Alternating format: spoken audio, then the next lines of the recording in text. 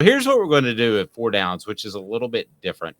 We're going to take some of Greg Sankey's comments on Paul Finebaum's show, and I'm going to ask you if you believe them or not, Caleb. So here we go. Are you ready? I am ready. And for the record, for context, this was on an interview he did with Finebaum last Friday.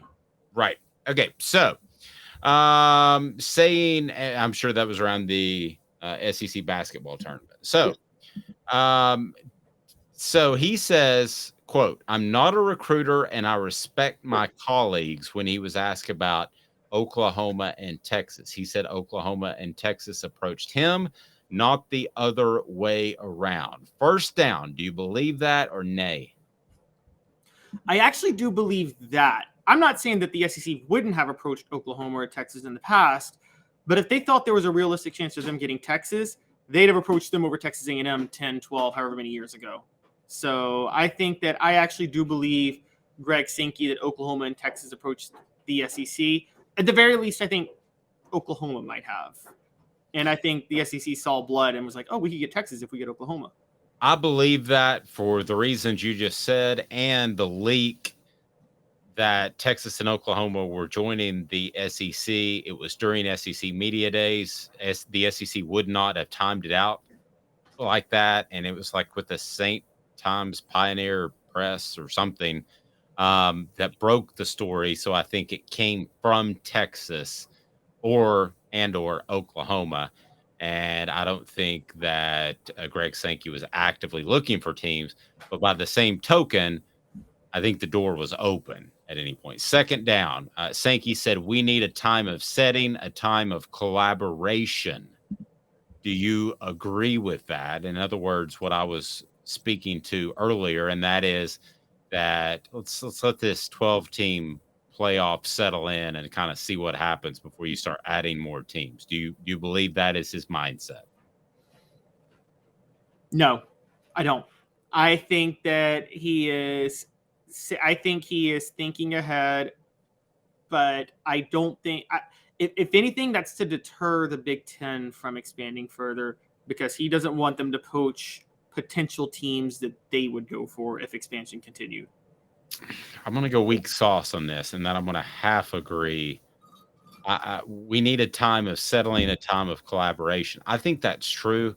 I think there are some schools, Notre Dame specifically, that you would take if they called and you would get it done by this afternoon.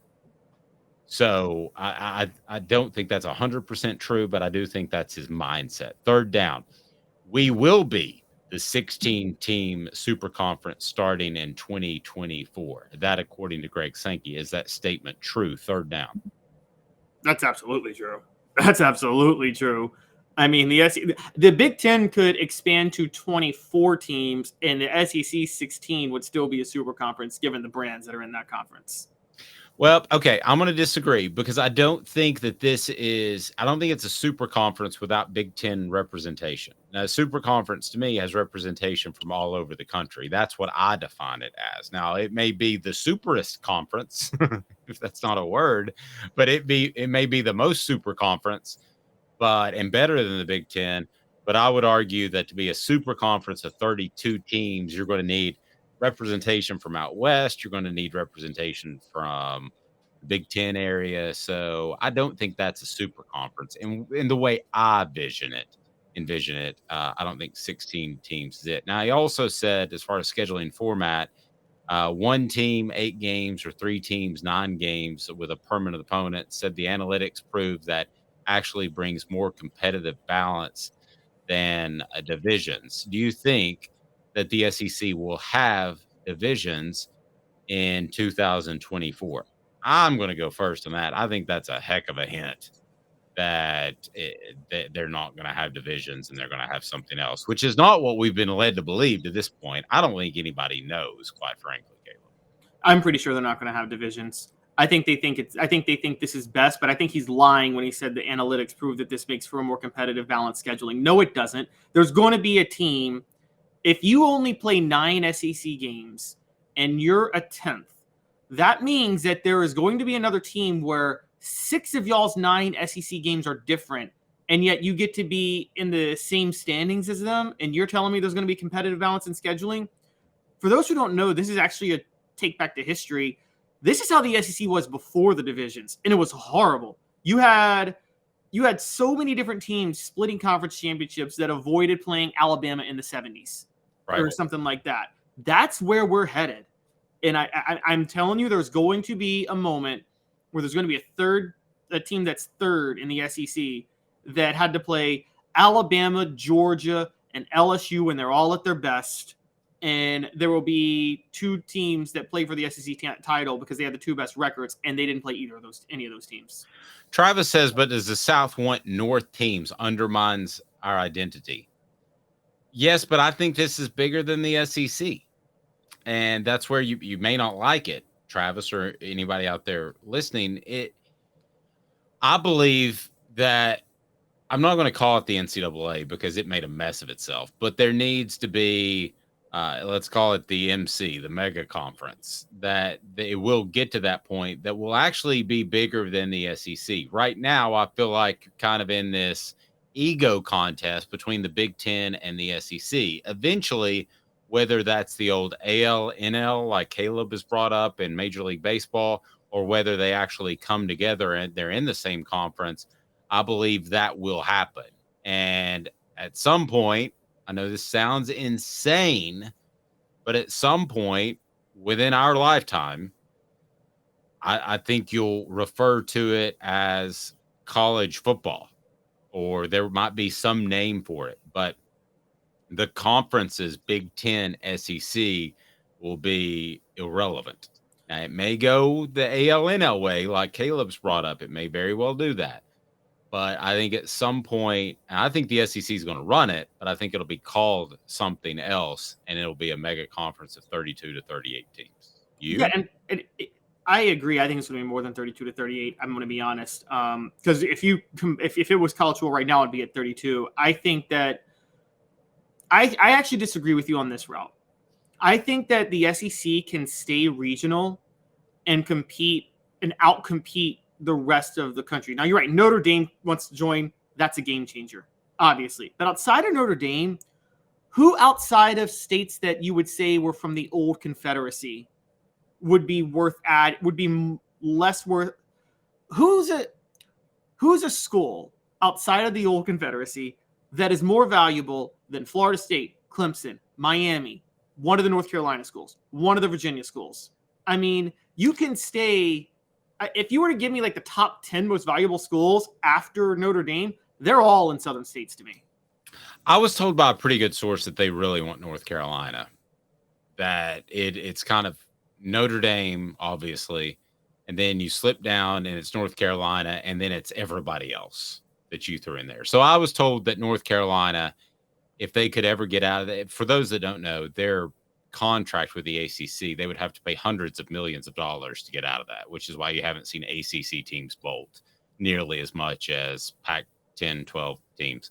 So I think they would like North Carolina. I think if North Carolina picked up the phone today and could get out of their ACC agreement, I think the SEC by 2024, maybe even by 2023, would find a way to take North Carolina and throw in another team to make it an even number. Yeah, well, and it's funny. Maryland realized I gave Maryland a lot of credit because they're not they don't bring a lot to the Big Ten, but they realized 12 years ago it's worth this exit fee to stay in the Big Ten. They saw way ahead of time to say, look, the ACC is going downhill and we're jumping ship, and we don't care that the rivalries that we were part of were going to die. We don't care about any of that. We don't care about the exit fee. If North Carolina's smart, they do the same thing. I think I just. First of all, isn't that hundreds of millions thing? That's like maybe they are waiting though, because isn't it? It's only like till 2030, right? It's like a temporary contract. But that's 7 years away. I mean, good Lord, I'll be pushing 60 by then, Caleb. Yeah, but would you really spend $100 million just for 7 extra years? Can you get that $100 million back for 7 extra years in the SEC? Can you make up the difference of what you're going to get in the ACC? $100 million. In 7 years. Dudes get paid a lot more than me to figure that out. Because I'm with you. North Carolina is like I really want a Virginia school in the SEC too. I want a North Carolina and a Virginia school. I think Virginia Tech is such a perfect fit. I think Tennessee and Virginia Tech always should have been a natural rivalry, honestly. SC Scout Guy says, could you see a scenario where football breaks away from the other sports, i.e. the SEC remains a conference for basketball and baseball, etc., but football is all together? That's exactly what I think will happen. Because it is absolutely stupid that Southern California and UCLA are playing Purdue in basketball as opposed to playing Arizona and Arizona State and Cal. You have those rivalries that we haven't even talked about. Okay, with football, that's all we've cared about, but we haven't even talked about the fact that they're throwing all those rivalries away. And you know, there's I know this is much smaller, but there are some places where gymnastics has big rivalries, and there are other sports besides football. Football is the lion's share, and I get that, but all these decisions have been made off of football. So, Caleb, I could see football breaking away, and you would have the SEC and baseball and basketball. Yeah, you know what's funny? I could, but football's such a driver at that point. If you're the SEC and the Big Ten, why don't you collude and just start it for every sport? Because then you're going to get all the best players in college basketball too. But here's the thing that's so stupid, just logistically. I mean, think about the fact that Southern Cal, their volleyball team is going to have to fly to Rutgers at some point and play Rutgers. And, on a weeknight. Yeah. And like 100 people will be in the stands, and they will have spent $100,000 in travel to and from. That's stupid. That's just stupid. That is logic. I don't use stupid a lot, but that's not ignorant. That's stupid. That's logically dumb. It is. It's no dumb. I mean, it's not much dumber than Nebraska already has to travel to Jersey to play Rutgers. I mean, I know it's further with USC, but I mean, you know, this is why, for the record, this is why Hawaii was never in a major conference. Think about it. Teams have to play Hawaii in the Mountain West WAC, whatever it is. And you got to, on a weeknight, fly to Hawaii to play them in a basketball game. And so, you know, what do you do? I remember and I remember they tried to promote that with that duck, and it always go whack, whack. It's bad. Caleb, that was a bad joke. Aflac. Oh, yeah. Whack, whack, whack. It's bad. I want to apologize. Oh, Lord. Yeah, right off the get for that. We might even use the very rarely used rim shot for that. Or just maybe, how about just... By the way, that's what that joke was worth. It's crickets. It's bad. Take your shots. You're going to miss occasionally. The funny thing about the Big Ten is people look at the SEC as a traditionalist because they want to be regional, but they can be regional without being traditionalist. The SEC is usually the one that breaks the mold. The Big Ten is a traditionalist. If the Big Ten schools were smart, if Michigan were smart, I'm just going to say it, and if Ohio State were smart, they would raise their stadiums and build domes. Because if you want to have the type of team that competes in January where all the games are played in warm weather, they have to construct these power-heavy teams that can compete in the elements that you see in Big Ten football. And then January comes, and those teams are not built for speed in games in Arizona or Georgia. They're just not. This leads us to another topic I know you wanted to dive into. Is the Pac-12 Big 12 merger even relevant? In a lot of ways, I think that it's not. I think it's the way for I think it's the way to survive for those teams. But ultimately, if there is this super conference of 32, 38, 48 teams, whatever it's going to be, they're going to cherry pick the teams they want. They're not going to say, oh, we'll take Washington State because we want Washington and they're now in this Pac Big 12 thingy. So we're going to take Washington State.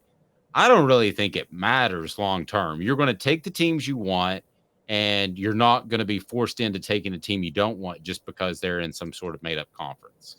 No, yeah, that's not going to stop them at all. And no team is going to agree to some ridiculous exit fee like the teams with the ACC did to join that conference. So I think this Pac-12 Big 12 alliance, more than anything, if it happens, would be to stave off the American poaching some of these. Because right now the Big 12 or Pac-12 could fall to a group of 5 conference could overtake them.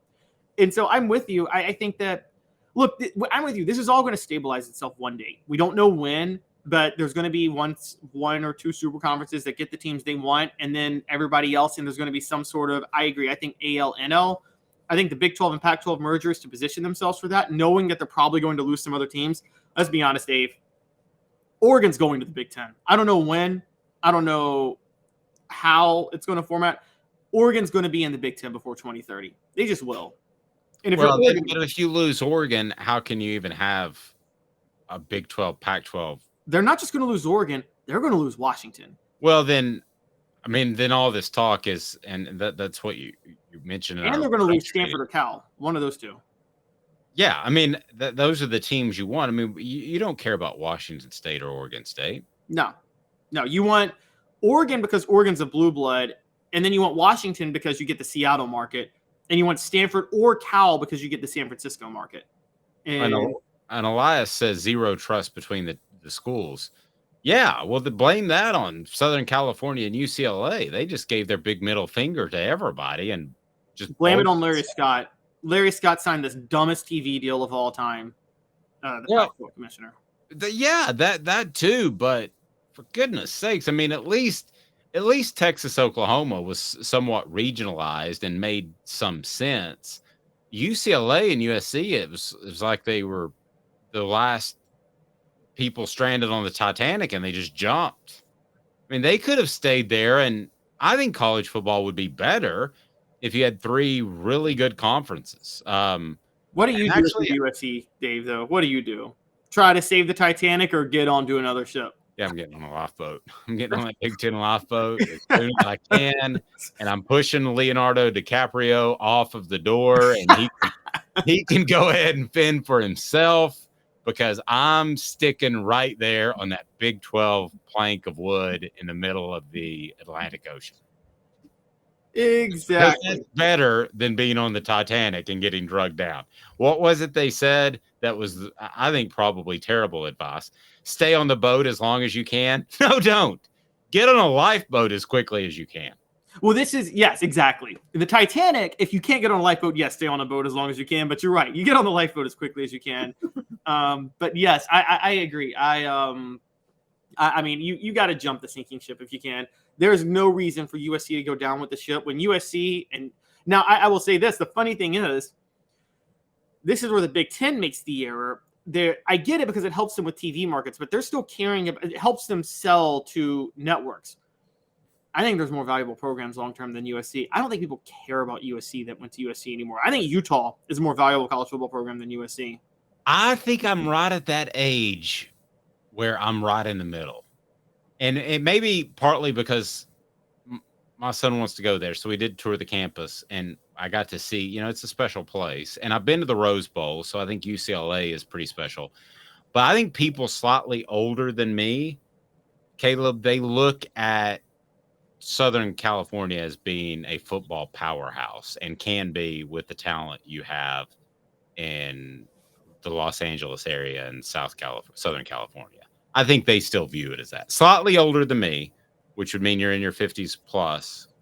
So can it be? I don't really think so. I think, and I'm not taking sides on liberal or conservative, but I think it's liberal out there where they're going to be more against football. They're going to be athletes. They're going to play other sports for that reason because they're worried about the head trauma and the head issues. I don't think there's as much of a following. So I think you lose a good percentage of your elite athletes to other sports from the get. And I don't think it can ever be an Alabama again, like it once was, a Texas back in the day. I don't think it can ever be that again. But people older than me that I talk to think that that's a possibility. Yeah, I don't. I think you gotta find a way to make college football intriguing somewhat out there. And here's the thing: you talk about liberal or conservative. One of the problems is college football, and I don't think this is a problem because it works in the South, but college football sticks very heavily to tradition, and that's a good thing for them. But obviously, conservatives are going to be more likely to care about tradition than the left. That's just the nature of the different, cultural ideas between. Neither one's wrong, neither one's right. We're not attacking either side. But No, but I can tell you that in this area of the country, my mom thought I was crazy for having my son play football, but she was the only mom to voice that opinion. I mean, out of because it's a Southern thing. You're right, the tradition.